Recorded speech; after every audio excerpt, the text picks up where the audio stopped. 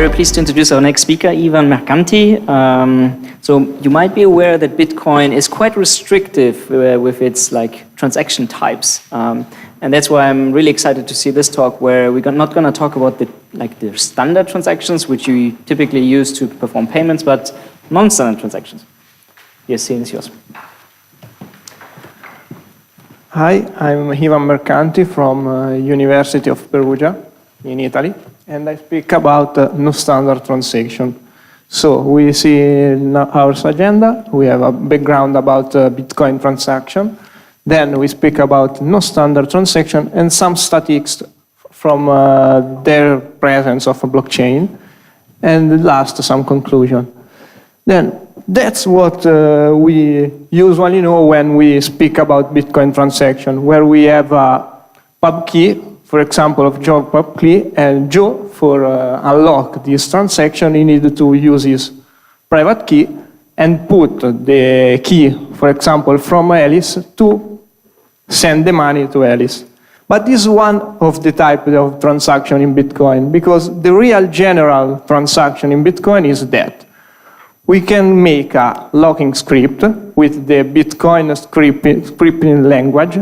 It's a scripting made with like Fort that have a stack, and we have some operator can push or pop element from this stack. And then we have an unlocking script to unlock this Bitcoin, this transaction and this Bitcoin. So this make infinity possibility to generate a transaction. So in the client, they decide to make a function called isStandard. So in Bitcoin there is this function called isStandard that define 5 transaction standard. So we can see this is the general transaction of Bitcoin, where we pay to an address, we pay to a public hash of a key, and we need the signature of this key to unlock. This is how the system works. We put the unlocking script to start, and we put this operator in the stack. We start with the signature, we put in the stack, then the pub key. Then the operator duplicate the first element of the stack, so we have 2 pub key in the stack. Then hash, make the hash of the first element. We have the hash of a pub key. So we put the previous hash. So equal verify, check if these 2 elements are equal. If they are equal, they are eliminated from the stack. Otherwise, the transaction is made invalid. Then the last operator, check sig, check that this pub key is this signature is made with the real private key relative to this pub key. If it's real, if it's true, and the transaction is unlocked. But there is a lot of all other transactions. This is the same transaction, but more simple.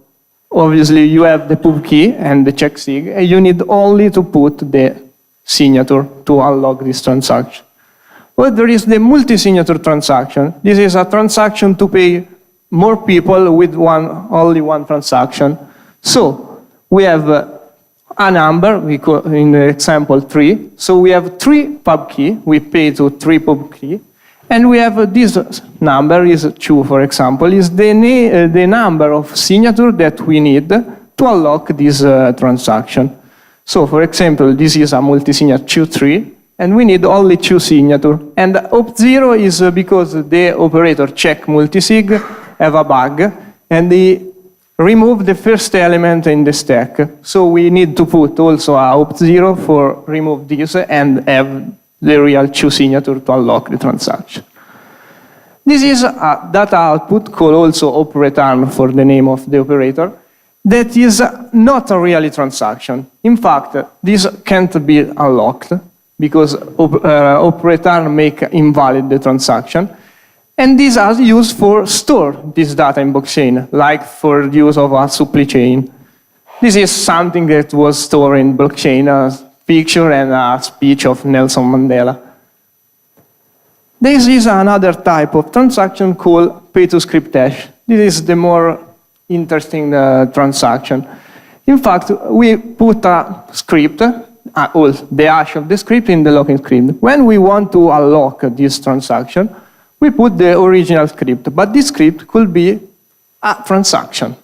So we can put inside a multi-signature, for example.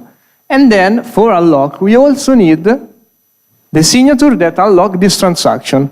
So it's like to redeem the transaction and you unlock all transaction next when you go to unlocking. When you lock the transaction, you don't know what transaction are. Now, in the last August, was introduced a new field in Bitcoin transaction called witness. And this witness is used to make two new transactions. One is a new type of pay-to-public hash, the default that we have seen. This is with witness. So we will only use op0, and the client understands we want to use a pay-to-witness script public hash. And we have unlock with the same signature and pub key, but they are not in unlocking script, but in a new field called witness script. We have the same things with this with the pay-to-script hash, with two versions. One where the rhythm script and the signature or what other stuff that needs to unlock this rhythm script go in witness, and another where the rhythm script go in the login script, and the witness script has only the stuff to unlock rhythm script. Okay, this is what are the standards, so what the client allow to use in Bitcoin. But there is other client that allow to use different transaction. So we can see what we have found in the blockchain. This is one, we have called that only hash.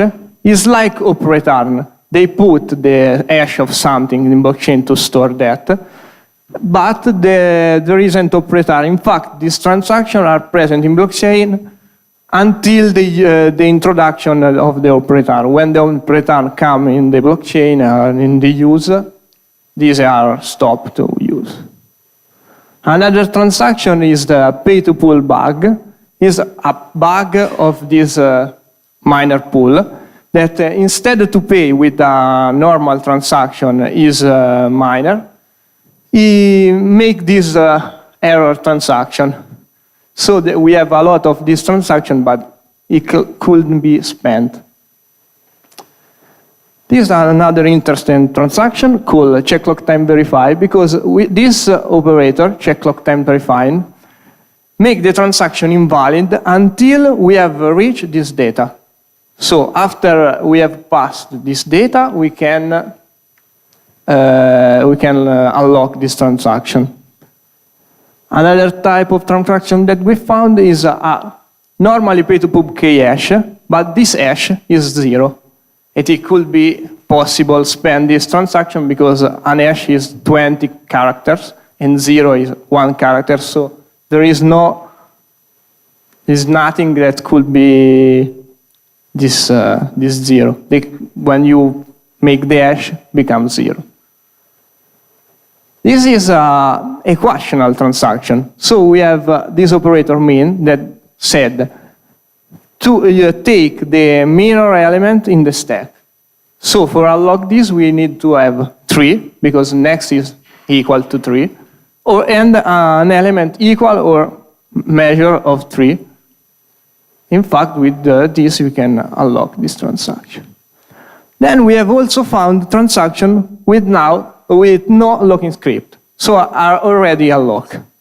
For take this money, you have only to say that I want to take this transaction.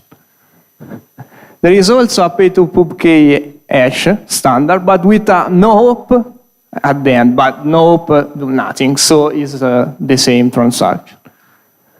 Also op return, but with an error, because they said to push an element with a dimension, and then the element that are before is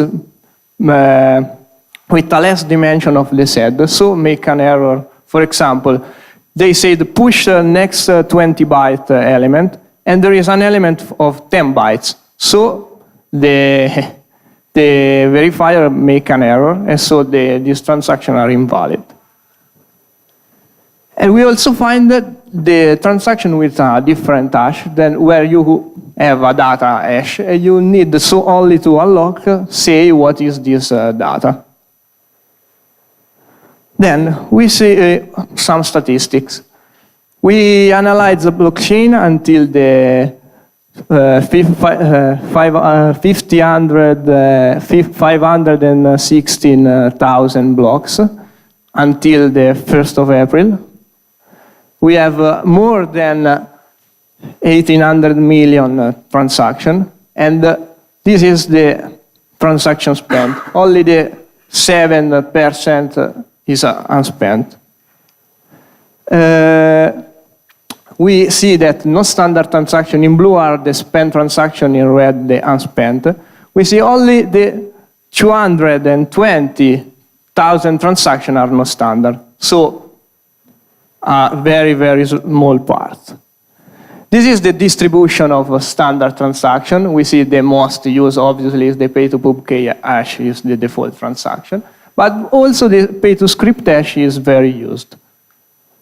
This is the distribution of no standard without the unlocked, because we see that the unlocked are 290,000 transactions. So the rest is this, and we see the most popular is the only hash, and the operator with the error is the second one.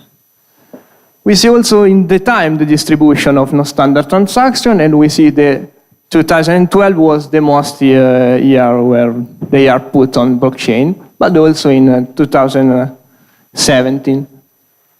The last slide shows how miners mine the no standard transaction, and we see the most pool that mine no standard transaction is pay-to-pool.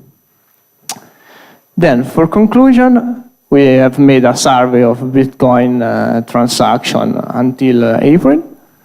We classify new type of no standard transaction. As future work, we want to make a survey of the transaction inside the pay-to-script hash.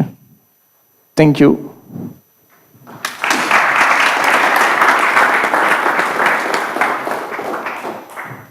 Thank you very much for interesting data. You have analyzed till the April of last year, right? Yeah. Has that been hardcore for Bitcoin network? No, this April in 80. Oh, sorry. Yeah, this April. Yeah, the fork is in August of last year. Yeah. If you have a transaction that's only to a data hash, does that mean a miner can just take your money? Yeah, I didn't understand. If you have a transaction that's just a data hash, does the miner just take your money when he mines the block? Yeah, it could be. This could be. In fact, is I don't know why they make this transaction without block. Any more questions from the audience? Yes, please. You have this statistics announced at the transaction that there was this peak in 2012. Have you analyzed maybe why there was this peak or what was causing it? No, I don't analyze, but it could be a possibility to analyze why.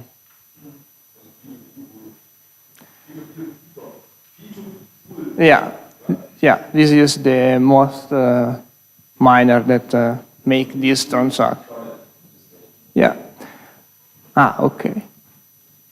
Trying to send non-standard transaction to the miner to see if they are accepted now. No, I don't try. Yeah, that's good actually. Active probing might be a good way to augment kind of your research. Great. Any more questions? We're setting up the last talk for just before lunch today, not before lunch. And thank you so much.